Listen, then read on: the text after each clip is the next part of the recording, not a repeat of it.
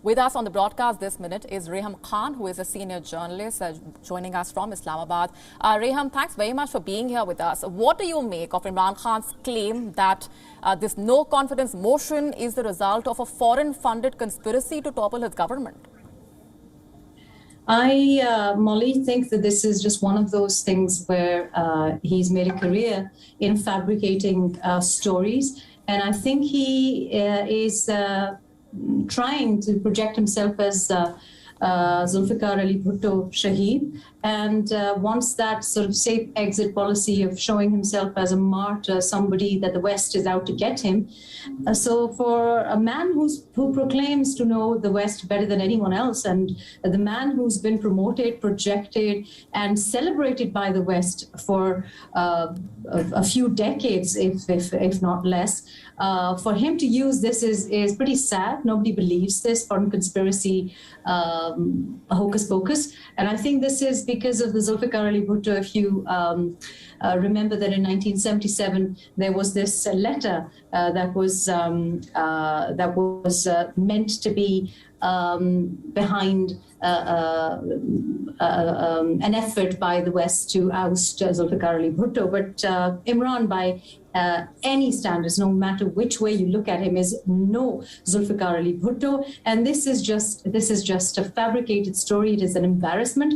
And I think it's also quite a dangerous thing to cook up just because you want to save your failing political career. Because, the fact that Cyril Vance letter is being revived just to revive a career that is literally on the ventilator, I think is a very dangerous thing, a very selfish thing to do, to not only drag in everyone using the treason card. Anyone in his regime has been a traitor and guilty of treason except himself, and now to drag in the very military, the very establishment that he has been a darling of, I think is extremely dangerous. To pit this, a civil-military tension is nothing but a selfish, a very, very loose, feeble, grounds to save his face, and it's not going to work.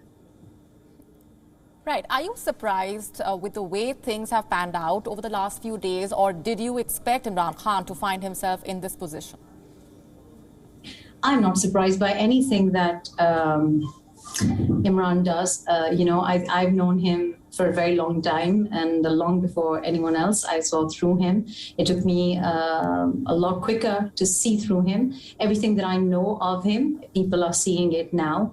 I see him as a very selfish person who will put his motives above the national interest, above the interests of the people of the homeland. And I think everyone is seeing that now. He's exposed himself. He's been his best expose. And I think that I'm not surprised with the way this is dragged out. I mean, he had a chance. Look at what's been working out in the last month or so. So what happened a couple of nights ago when he offered Parvez Elahi from the PMLQ the CM-ship and offered it in return of a resignation from his Wasim Akram plus Usman Buzdar. He could have done that ages ago. He could have done that before 10th of March, but he didn't. And so this was a last-minute effort to again save his Sherwani, his chair.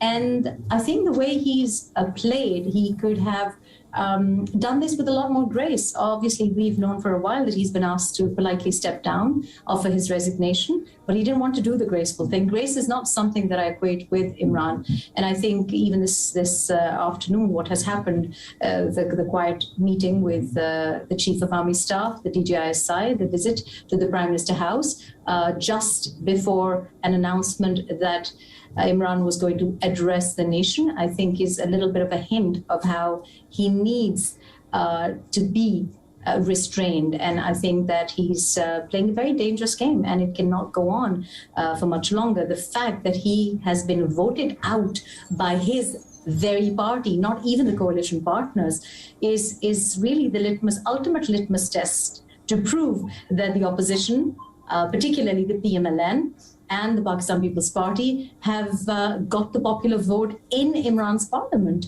So I think that this has not surprised me at all. I think it surprised some of his ardent followers, and I think now they're seeing things as they are. So what is your assessment of where things are headed at this point? Do you think Imran Khan can survive this test, or is he completely out of options? I think Imran's political survival, is impossible, to be quite honest. I think he's using the martyr card. I think a lot of people would like to believe that he's trying to project an image of Zulfikar Ali Bhutto. I reiterate that he's no Bhutto, and I think that it's not going to work. I think people have had enough of him. I think the selectors, the people who wanted to bring him in, have had enough of him. A few people who voted for him have had enough of him.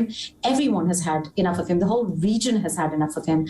So I think that it is not going to work. If he doesn't give the resignation later this evening or by tomorrow, he will definitely face the vote of no confidence. And it seems like a very comfortable win for the opposition. They're actually very confident. They're saying that it's not only 177 votes against him, but close to 200. And I wouldn't be surprised. Some reports coming in are suggesting that by Sunday, there could be another gentle nudge if he doesn't take what is ready for him this coming Thursday.